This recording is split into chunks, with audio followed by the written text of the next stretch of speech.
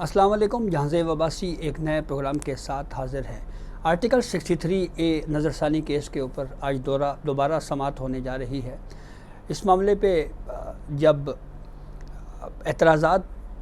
Bench کی composition کے اوپر اور ججز کمیٹی کے اوپر جن کو سپریم کورٹ نے متفقہ طور کے اوپر مسترد کیا، تو پھر اس کے بعد پی ٹی آئی کے وکیل علی ظفر نے سپریم کورٹ سے ٹائم لیا اور یہ کہا کہ میں عمران خان سے ملاقات کرنا چاہتا ہوں. اس پہ سپریم کورٹ نے علی ظفر کو یہ کہا کہ آپ ملاقات کر لیں، اور ایڈیشنل اٹارنی جنرل عامر رحمان کو کہا کہ اگر ملاقات کے حوالے سے کوئی بھی دشواری یا مشکلات ہوں تو آپ ان کی معاونت کریں گے. جسٹس جمال خان بندوخیل نے یہ کہا کہ آپ اکیلے جائیے گا، جلسے کی صورت میں یا جلوس کی صورت میں اڈیالہ جیل میں ملاقات کے لیے آپ نے نہیں جانا. اب آج بتایا جائے گا سپریم کورٹ کو کہ عمران خان نے کیا انسٹرکشنز دی ہیں. اس کیس کی سماعت کے دوران ججز پریکٹس اینڈ پروسیجر کمیٹی کے حوالے سے جسٹس جمال خان بندوخیل نے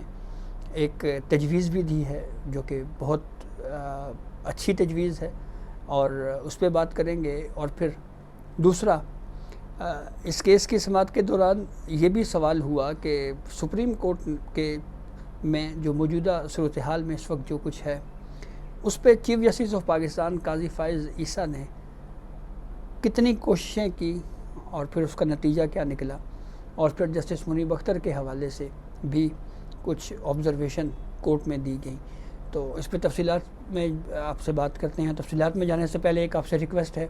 کہ چینل سبسکرائب کر لیں تاکہ نئی آنے والی ویڈیو یا اپڈیٹ آپ کو بر وقت مل سکے. جب اس کیس کی سماعت کے دوران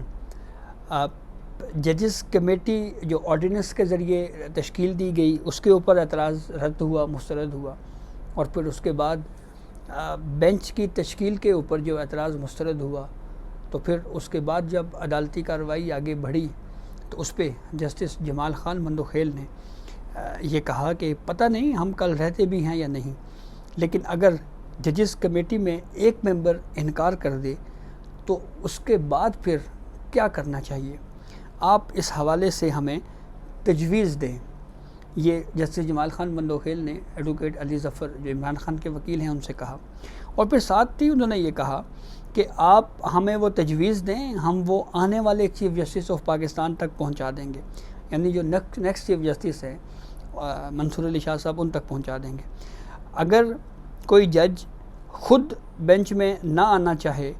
تو بتائیں ہم کیا کریں، کیا ہم جرگہ لے کے جائیں ان کے پاس. پھر اس کے بعد ایڈوکیٹ علی ظفر نے کہا کہ اس کیس میں جو ہے وہ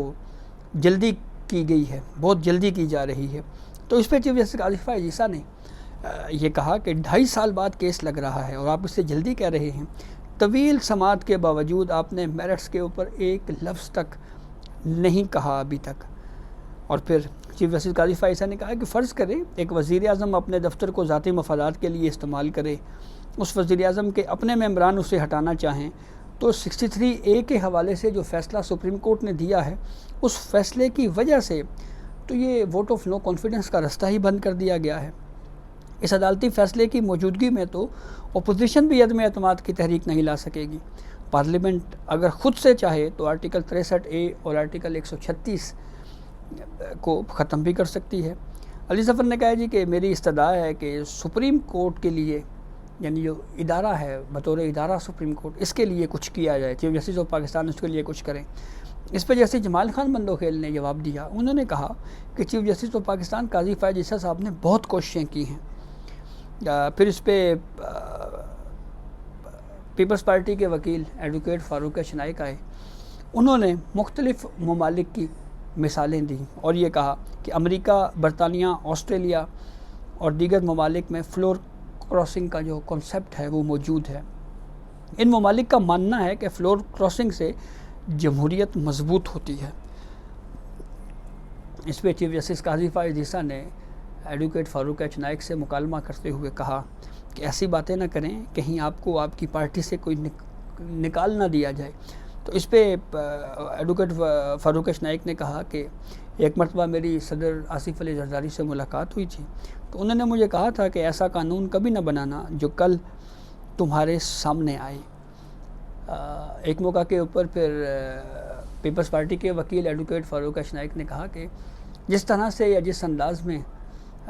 یہاں پہ کورٹ میں آرگیومنٹس دیے گئے ہیں اس سے میری رائے مزید پختہ ہو گئی ہے کہ آئینی عدالت کا قیام ہونا چاہیے. تو اس پہ چیف جسٹس قاضی فائز صاحب نے کہا کہ یہ بات یہاں پہ نہ کریں آپ اس کیس میں, یعنی یہ بات آپ نہ کریں. پھر اس کے بعد جسٹس جمال خان بندوخیل نے ایڈوکیٹ فاروق اشنائک سے پوچھا کہ آپ vice chairman Pakistan bar council ہیں, تو یہ بتائیں کہ یہ جو ابھی جو ایک شخص یہاں پہ آیا جس کے بارے میں کہا جا کوئی کہہ رہا ہے یہ میری رائے ہے, کوئی کہہ رہا ہے کہ وکیل ہے, کوئی کہہ رہا نہیں ہے, تو اس پہ جیسے جمال خان بندوخیل نے کہا کہ آپ نے اس کا کنڈکٹ دیکھا ہے, آپ نے اس کا نوٹس لیا ہے. تو اس پہ ایڈوکیٹ فاروق اشنائک نے یہ کہا جی کہ ہم کورٹ سے بدتمیزی کرنے والے وکیل کو اس معاملے کے اوپر جو ہے وہ نوٹس جاری کیا جائے گا. اب اس کیس میں آج کی پروسیڈنگ بہت اہم ہوگی. کل کی عدالتی کارروائی میں جہاں پہ ایک طرف کورٹ کے اندر ججز کو دھمکایا گیا, وہیں پہ کورٹ کے باہر بھی احتجاج کیا گیا وکلاء کی جانب سے, اور کورٹ کے اندر تو باقاعدہ یہ بھی کہا گیا جی کہ ہم دیکھتے ہیں آپ پی ٹی آئی کے خلاف کیسے فیصلہ کرتے ہیں. باہر 500 وکیل کھڑے ہیں, تو یہ دھمکی بھی دی گئی کورٹ کو اوپن کورٹ کے اندر, اور پھر باہر پروٹیسٹ. تو یہ ساری صورتحال اور پھر بالخصوص ایڈوکیٹ علی ظفر کا کبھی یہ کہنا کہ 2 ہفتوں کے لیے اس کیس کو ملتوی کر دیا جائے, کبھی یہ کہنا کہ مزید ٹائم دیا جائے, تو اس کے اوپر گو کہ کورٹ بار بار یہ کہہ چکی ہے کہ ہم یہ ایڈجرمنٹ کی اپلیکیشن یا کیس کو ملتوی کرنے کی جو درخواست ہے اس کو نہیں سن رہے. اس کیس کی کنٹروورسی کے معاملے کے اوپر اب پاکستان تحریک انصاف بطور سیاسی جماعت اس پہ پولیٹکس کر رہی ہے, اور اس کی یہ کوئی پہلی مرتبہ بہرحال نہیں ہوا.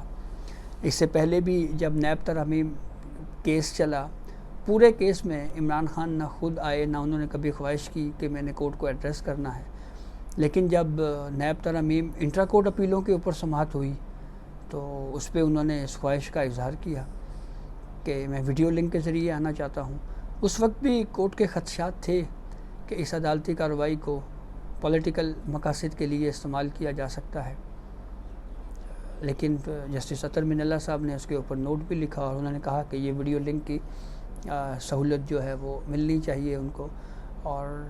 ایون یہ ریکویسٹ بھی کی گئی تھی کہ عمران خان جو ہے وہ ذاتی حیثیت میں سپریم کورٹ میں پیش ہو کر آرگیومنٹس کرنا چاہتے ہیں. تو بہرحال پھر وہ جو ویڈیو لنک کے ذریعے سہولت دی گئی اس پہ پھر ہم نے دیکھا کہ